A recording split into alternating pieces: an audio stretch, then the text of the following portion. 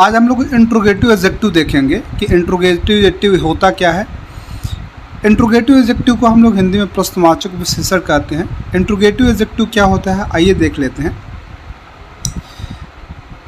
जब हम लोग ना व्हाट, विच और हुज, किसका व्हाट और विच और हुज का प्रयोग नाउन के साथ हम करते हैं, नाउन के साथ करते हैं और इससे प्रश्न पूछा जाता है। क्या पूछा जाता है? प्रश्न पूछा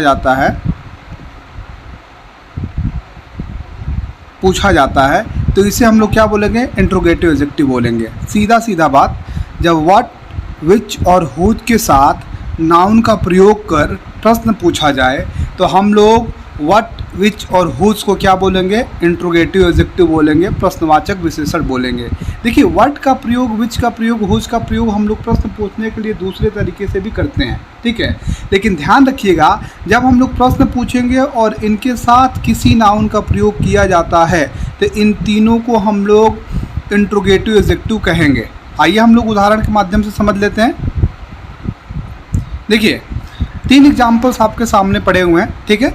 एक है आपका विच बॉक्स इज़ योर्स, आपका कौन सा बॉक्स है, ठीक है। यहाँ पे देखिए विच का प्रयोग किया जा रहा है प्रश्न पूछने के लिए और इसके बाद तुरंत एक शब्द का प्रयोग हुआ है बॉक्स, और बॉक्स क्या है? आपका नाउन है। तो विच के तुरंत बाद किसका प्रयोग हुआ? नाउन का प्रयोग हुआ। और विच का प्रयोग हम लोग प्रश्न पूछने के लिए कर रहे हैं, प्रश्न पूछा जा रहा है, तो ये आपका कौन सा एडजेक्टिव हो जाएगा? इंट्रोगेटिव एडजेक्टिव हो जाएगा।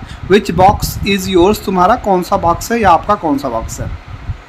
अगला उदाहरण है कि whose box is this, whose box is this, यह बॉक्स किसका है? तो बॉक्स आपका जैसा कि पता है नाउन है और यहाँ पे भी हुज का प्रयोग हम लोग प्रश्न पूछने के लिए कर रहे हैं। हुज के तुरंत बाद नाउन का प्रयोग किया गया है तो हुज आपका इंट्रोगेटिव एडजेक्टिव हो जाएगा, प्रश्नवाचक विशेषण हो जाएगा। नेक्स्ट आपका एग्जाम्पल है what question did your teacher ask, आपके अध्यापक कौन से प्रश्न पूछे? तो क्वेश्चन आपका क्या है? नाउन है और व्हाट के तुरंत बाद आपका देख रहे हैं नाउन का प्रयोग हो रहा है और व्हाट का प्रयोग हम लोग प्रश्न पूछने के लिए कर रहे हैं, इसलिए व्हाट यहाँ पे क्या हो जाएगा? इंट्रोगेटिव एडजेक्टिव हो जाएगा। समझ में आ रहा है? तो यहाँ पे आपको आई थिंक समझ में आ रहा होगा कि विच, हुज, व्हाट तीनों के बाद आप देखिए नाउन का प्रयोग हुआ है और तीनों से प्रश्न पूछा जा रहा है, तो हम लोग इसको क्या बोलेंगे? इंट्रोगेटिव एडजेक्टिव बोलेंगे।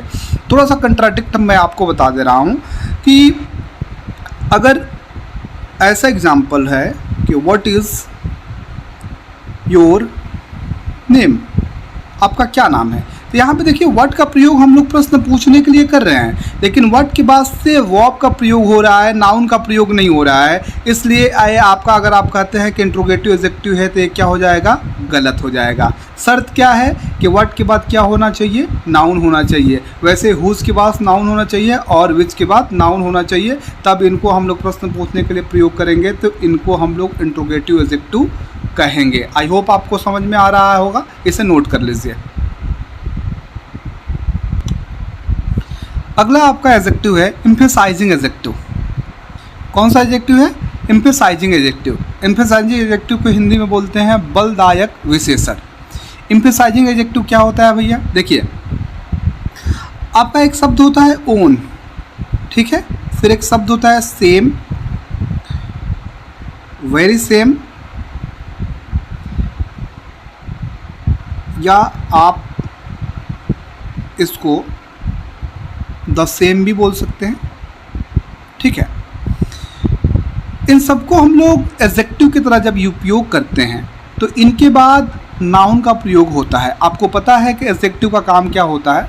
नाउन की विशेषता बताना होता है। तो ओन, सेम, वेरी सेम और द सेम के बाद से जब नाउन का प्रयोग होता है तब हम इनको एम्फेसाइजिंग एडजेक्टिव कहते हैं, बलदायक विशेषण कहते हैं। अच्छा, इनका काम क्या होता है? इस नाउन पे जोर डालते हैं, बल लगाते हैं, इसलिए इनको हम लोग एम्फेसाइजिंग एडजेक्टिव बोलते हैं। आइए उदाहरण के माध्यम से समझते हैं। चलिए आइए देखते हैं।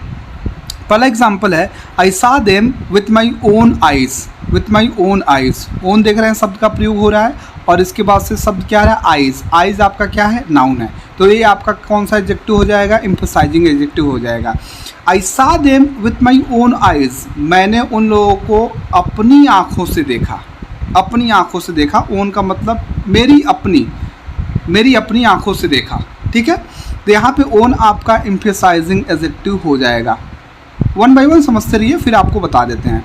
This is the very book, this is the very book I wanted, this is the very book I wanted. Book आपका क्या है, नाउन है। देखिए द वेरी के बाद से नाउन आ रहा है, तो ये आपका क्या हो जाएगा, एम्फसाइजिंग एडजेक्टिव हो जाएगा। This is the very book, यह वही किताब है जिसे मैं चाहता था। यहाँ पे द वेरी का मतलब क्या हो जाएगा, वही अर्थ हो जाएगा, ठीक है, वही अर्थ हो जाएगा, यह वही किताब है जिसे मैं चाहता था। This is the same book, यहाँ पे द सेम के बाद से बुक देखिए नाउन आ रहा है। This is the same book I wanted, यह बिल्कुल वही किताब है। द सेम का मतलब होगा बिल्कुल वही, ठीक है।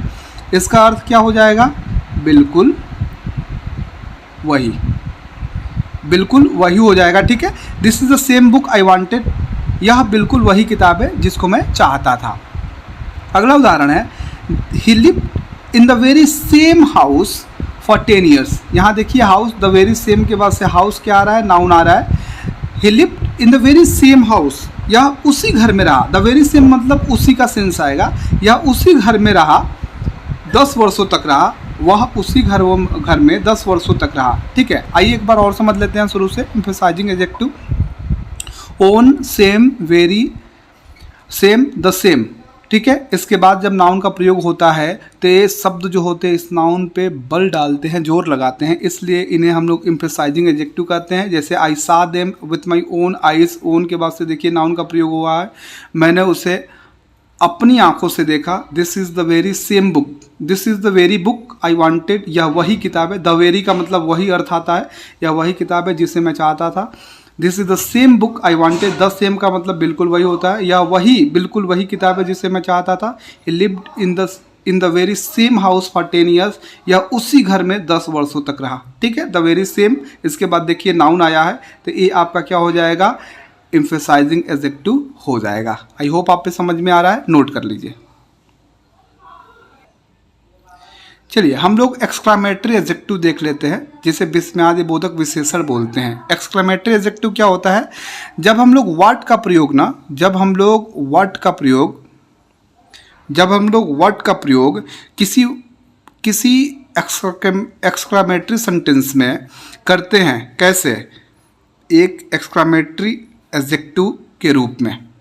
जब हम लोग वर्ड का प्रयोग एडजेक्टिव की तरह एक्सक्लामेटरी सेंटेंस में करते हैं तो उसे हम लोग एक्सक्लामेटरी एडजेक्टिव बोलते हैं। सीधी सीधी बात है, जब वर्ड का प्रयोग एडजेक्टिव की तरह किसी एक्सक्लामेटरी सेंटेंस में होता है तो उसे हम लोग एक्सक्लामेटरी एडजेक्टिव कहते हैं, विस्मयादि बोधक विशेषण कहते हैं। एग्जाम्पल देख लीजिए। एग्जाम्पल आपका है, what an idea, what an idea, ठीक है। आप देखिए साइन ऑफ एक्सक्लामेशन यहाँ पे लग रहा है, तो व्हाट एन आइडिया, यहाँ वर्ड का प्रयोग हम लोग एडजेक्टिव की तरह कर रहे हैं, ठीक है। व्हाट एन आइडिया बोलते हैं ना, क्या विचार है, ठीक है। आपका नेक्स्ट एग्जाम्पल है कि what a piece of work a man, what a piece of work a man, मतलब तो यहाँ पे आप देख रहे हैं कि वर्ड का प्रयोग हम लोग कैसे किए हैं, एक्सक्लामेटरी एडजेक्टिव के जैसे कर रहे हैं, ठीक है। तो इसलिए हम लोग यहाँ पे वर्ड को क्या कहेंगे, एक्सक्लामेटरी एडजेक्टिव कहेंगे। आई होप आपको चीज़ें समझ में आ रही होंगी, ठीक है। आप इसे नोट कर लीजिए। आज के लिए इतना ही, तब तक के लिए बाय बाय, थैंक यू।